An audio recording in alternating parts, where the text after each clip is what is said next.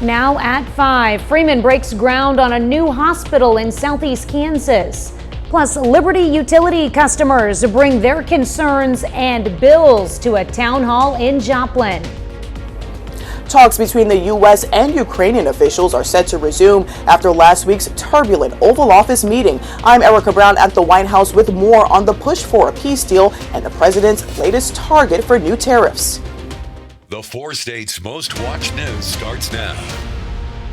Freeman Health System breaks ground on its new hospital in Frontenac, Kansas. This is KOAM News at 5. I'm Tanya Bach. Construction is officially underway for the Freeman Health System Southeast Kansas Hospital in Crawford County. It'll be located on 69 Highway, just south of the Harley-Davidson Training School and the Crawford County EMS headquarters. The project, expected to take 24 months, includes a full-service hospital, an ambulatory surgery center, and a medical office building. We'll have 3 phases to the project. So at the very first, and you already see evidence of this as you look over what was a soybean field, where we're putting the utilities in place and the internal roads and everything we need to provide for this hospital and the entire community with the additional needs. The city officials and healthcare leaders say the new facility will bring much needed emergency and inpatient care to the region. Well, some Liberty Utilities customers have expressed concerns over high bills and quality of service. A meeting tonight will address these issues from the public. KOAM's Melissa Alexis joins us live ahead of the meeting. Thanks, Tanya. Amid complaints from Liberty Utilities customers about issues with billing and customer service issues, a town hall meeting will be held tonight where customers can make their concerns heard and work towards a resolution. Representatives from both Liberty Utilities and the Missouri Office of Public Counsel will be at the town hall to answer questions and help customers resolve billing issues. This comes in the midst of Liberty Utilities being investigated by the State of Missouri Public Service Commission.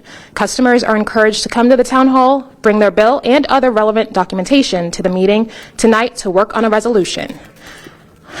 The town hall is being held at MSSU and doors open at 6:30 and the meeting will run through 9 o'clock. Reporting live in Joplin, Melissa Alexis, KOAM News. Thank you, Melissa. We'll have more information on the meeting tonight on KOAM News at 9 and 10.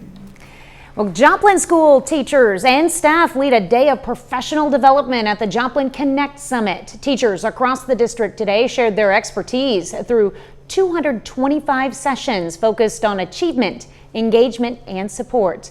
Elementary staff met at East Middle School and Soaring Heights, while secondary staff gathered at Joplin High School. Well, Chief Meteorologist Doug Hetty joins us now with a first look at weather. Well, it turned out to be a great Friday for us today. High temps, most of us 70 or 71 degrees during the early afternoon. Then a cold front dropped through, so it has gotten significantly cooler, but still Friday evening, so a nice night out on the big town. 58 in Joplin, 58 in Pittsburgh. You can see that cooler air working in, still in the 60s once you get in our southeastern counties, but it is going to be cooler for the weekend, but still it's going to be a nice one. As we go through the evening, 50s, 40s, eventually into the upper 30s later on tonight. It's also been very windy. We have those northwesterly winds now, really sustained at about 20 upwards to 25 miles per hour. And then we've been getting some gusts, 35 upwards to 40. The winds will come down a little bit as we head into the weekend. So we're going to look at that forecast for you here in just a bit. All right, thanks, Doug. President Donald Trump says Ukraine needs to move quickly to agree to a ceasefire and a peace deal. And he issued a rare threat against Russia as a result of increased strikes on Ukraine. Erica Brown has more details from the White House. Ukrainian firefighters worked to put out the flames after a drone strike hit this house in the Odessa region. The Ukrainian Air Force said Russia launched at least 58 missiles and nearly 200 drones overnight targeting energy facilities. Right now, they're bombing the hell out of Ukraine. President Trump had this message for Russia on social media Friday. I am strongly considering large-scale banking sanctions and tariffs on Russia until a ceasefire and final settlement agreement on peace is reached. Despite the threat, Trump says he thinks Russia is ready to negotiate. I've always had a good relationship with Putin. And, you know, he wants to end the war. He wants to end it. And I think he's going to be more generous than he has to be. After last week's derailed meeting with Ukrainian President Volodymyr Zelensky, the administration is planning talks with Ukrainian officials in Saudi Arabia next week. Friday, President Trump also had more to say about tariffs against key U.S. trading partners. He acknowledged consumers could feel some temporary disturbance as he threatened Canada with reciprocal tariffs on dairy and lumber products. Canada has been ripping us off for years on tariffs for lumber and for dairy products. 250%, nobody ever talks about that. 250% tariff, which is taking advantage of our farmers. The administration is also expanding its efforts to slash the size of the government. The Department of Homeland Security announced Friday it is ending a collective bargaining agreement that provided union protections to TSA workers. Erica Brown, CBS News, the White House. President Trump also announced the creation of a task force to ensure that next year's Soccer World Cup tournament, hosted in the U.S., Canada, and Mexico, goes smoothly. Well, there's travel turmoil across the pond, with the busiest train station in Paris shut down after an unexploded World War II bomb was found near the tracks. Authorities canceled all high-speed trains today running between Paris and London, Brussels, and Belgium. Bomb disposal experts were brought in to defuse the device, which weighs more than 1,000 pounds. And some Americans were among many tourists caught up in the chaos. So I was going to meet my friend in Brussels, but obviously the trains are all delayed, and my train was at 7:23, but now I don't know when it will be. Workers digging up dirt during a renovation uncovered the explosive. Bombs left over from the First or Second World War are often found around France, but it's rare to discover them in a location packed with people. Well, coming up, daylight saving changes.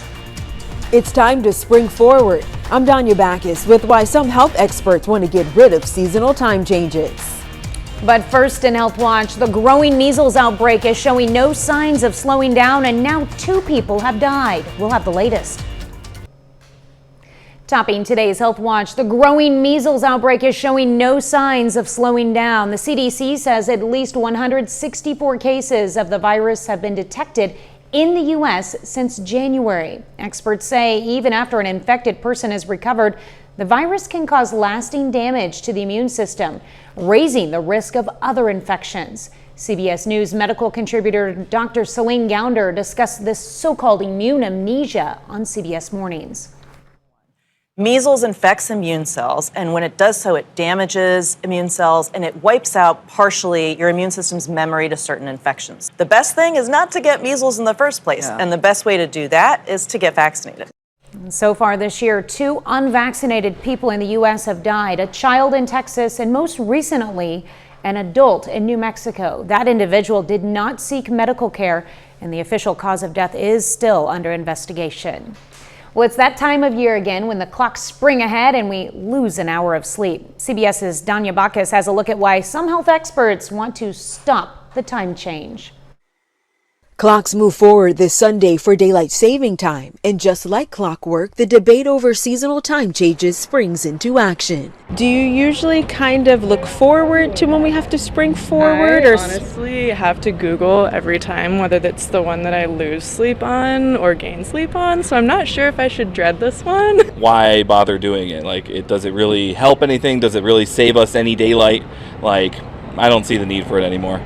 Research has shown the ritual of changing the clocks in spring and fall can impact productivity and our mental and physical health. Honestly, even sleeping in an hour, I get groggy, and then losing the hour, I just get evil. It's why the American Academy of Sleep Medicine wants to eliminate seasonal time changes. It's harder to go to bed when it's light out, so that can make it harder to fall asleep, but yet our responsibilities are the same in terms of waking up for school, waking up for work. Dr. Anita Shelgakar is president of the Academy, which recommends moving to year-round permanent standard time. In permanent standard time, our internal body clock is best aligned with the sun and external light from the sun. It's what's best for our overall health and well-being. Before taking office, President Trump posted his support for ending daylight saving time, saying it is inconvenient and very costly to our nation. Personally, I think one and done.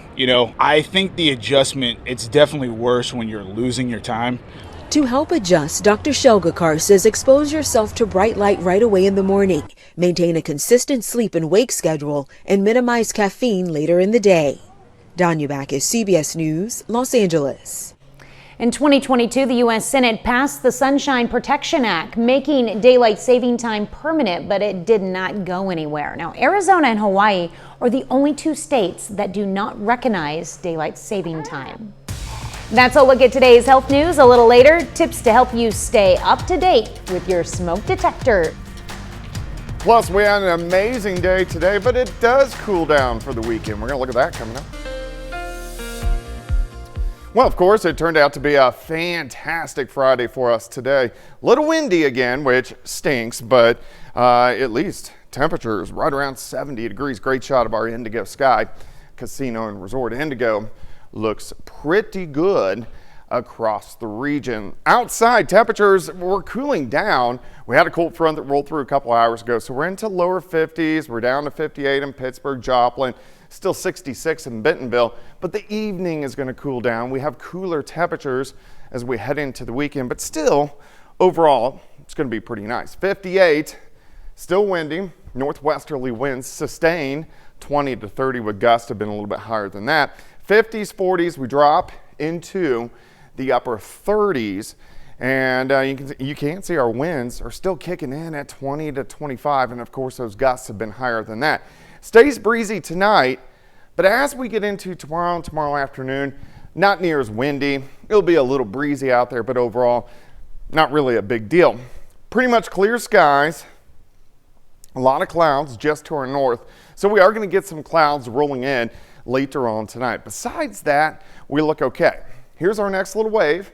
This is mainly going to pass to our south. You can see it, Arizona, parts of New Mexico. That's going to kick out as we head into the weekend. But again, most of us, we're just going to get clouds. So we're going to start the day tomorrow mid to upper 30s.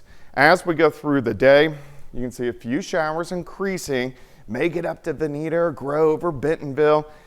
Farthest north, I could really imagine any showers, maybe Joplin.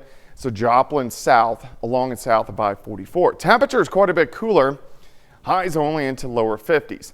Any showers out there kind of stick around Saturday evening and then rotate out of here as we get into Sunday morning. Sunday afternoon looks good. We get the sunshine, that returns. Temperatures, look at this, a little bit warmer, 58, 59, 60 degrees for afternoon highs on Sunday, which is right where we should be for this time of the year. And remember, the sun, it's not going to set until almost 7:30 by Sunday evening because of daylight saving time. All right, so here's your forecast. 53 on Saturday. Again, a few showers, mainly south of I-44. Let's go 59 on Sunday, and a little bit warmer as well. Let's go down the road. So here's our storm system, slides to the south this weekend. Then we get under this nice ridge of high pressure. This is going to give us fantastic temperatures as we get into next week. In fact, look at this. By Monday, mid to upper 60s. So looking pretty good. Look at this. On Tuesday, we go into lower 70s. I think high temps 71, 72, 73 degrees. Even on Wednesday, we get a few showers in here, but temperatures again into lower 70s. So we get a really good stretch by next week. 53 tomorrow, 59 on Sunday. Let's go 68 Monday, pair of 72s Tuesday and Wednesday, 74s Thursday and Friday, cooling back down next weekend. But man, next week, very spring-like across the region. I love all those 70s. I know, it looks great. Keep them coming, Doug. Yep. All right, well, as we spring forward this weekend and adjust our clocks, local fire departments remind us to take a few extra steps for safety. Be sure to change the batteries in your smoke detectors and carbon monoxide alarms. Fire officials warn if a fire starts in your home and spreads to another, you could be held liable for damage. We really try hard to make sure that everybody is testing them twice a year, and it's mainly just so that you understand that yes, it's the peace of mind of having a smoke detector, but also that it's working. The carbon monoxide detectors, make sure that they are working appropriately. Some of them take batteries, some of them plug directly into a wall, and or both of them. The fire chiefs also warned today is an enhanced fire day, meaning due to high winds, no burning, including yard work or outside grills. Coming up, for the second time in 2 months, a SpaceX rocket explodes during takeoff. Topping today's Consumer Watch, the first jobs report under the second Trump administration is out and shows hiring held steady in February. The U.S. added 151,000 jobs last month, and the unemployment ticked up only slightly to 4.1%. Federal government employment declined by 10,000, which could just be the tip of the iceberg as the Trump administration shrinks the federal workforce. Well, a SpaceX rocket broke apart during a test flight from South Texas, sending debris spewing into the air. It forced a temporary halt to flights at 2 South Florida airports. And as Mark Strassman shows us, it's a setback for efforts to put people back on the moon. What is going on right now? Those sparks over the sky Thursday night sparked many questions. Oh my gosh, it's like lighting up the water. The bright lights seen in the Bahamas. Oh, it's going down. Over the Turks and Caicos Islands. And in Florida, where one spectator had the right answer for clusters of fire flying. Hey guys! Starship! That would be SpaceX's uncrewed Starship rocket. It was the 8th test flight of the world's largest and most powerful rocket, but it didn't fly far after lifting off from Boca Chica, Texas. Stage separation. It did fly its first stage booster back into the chopstick-like arms of its launch tower as planned and seemingly perfect. But nearly 2 minutes later, a malfunction. The rocket started to spin out of control while in space. You can see we've lost several engines and we've lost attitude control of the vehicle. SpaceX said the vehicle experienced a rapid, unscheduled disassembly and then lost contact with Starship. That's when people saw the spectacular show of debris in the sky. A very similar sight to what happened in January when another Starship also broke up over Turks and Caicos. 2 failures in a row for SpaceX, obviously a significant setback. A setback in getting American boots back on the moon, says CBS News space analyst Bill Harwood. The company has to put together a string of successful flights to convince NASA it's reliable enough and safe enough to put astronauts on board. And how long that's going to take is anybody's guess. SpaceX, founded by Elon Musk, has billions of dollars in NASA contracts to use this rocket to return astronauts to the moon through the agency's Artemis program by 2027, and before China puts their own on the lunar surface. But Musk and his new boss also have big plans for the rocket to go beyond. Elon, get those rocket ships going because we want to reach Mars before the end of my term. We want to do it. For now, all Starship flights are on hold, while the FAA orders SpaceX to investigate. I'm Mark Strassman. Final check of the forecast is next.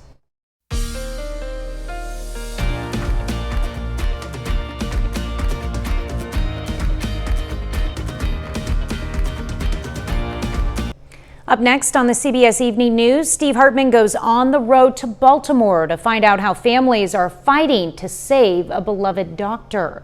And then on KOAM News at 6, 2 people are charged with murder after a deadly fentanyl exchange. One is in custody, the other still on the run. Plus, learn how controlled burns can benefit land management. Wildcat Extension District hosts hands-on training. And Pitt State's dominance is on full display in the men's basketball MIAA quarterfinals. KOAM Sports Director John Dales joins us from Kansas City. Stay with us for the CBS Evening News and then KOAM News at 6. Well, it cools down a little bit over the weekend, but still, it's going to be a pretty nice weekend. 53 tomorrow. Don't forget the clocks. They move forward 1 hour tomorrow night, near 60 on Sunday. But look at our temperatures next week, near 70, if not into the 70s. Each and every day. All right. Well, thank you for joining us. The CBS Evening News is next. And of course, we'll be right back here for KOAM News at 6. And we'll see you then. Have a great evening and an even better weekend.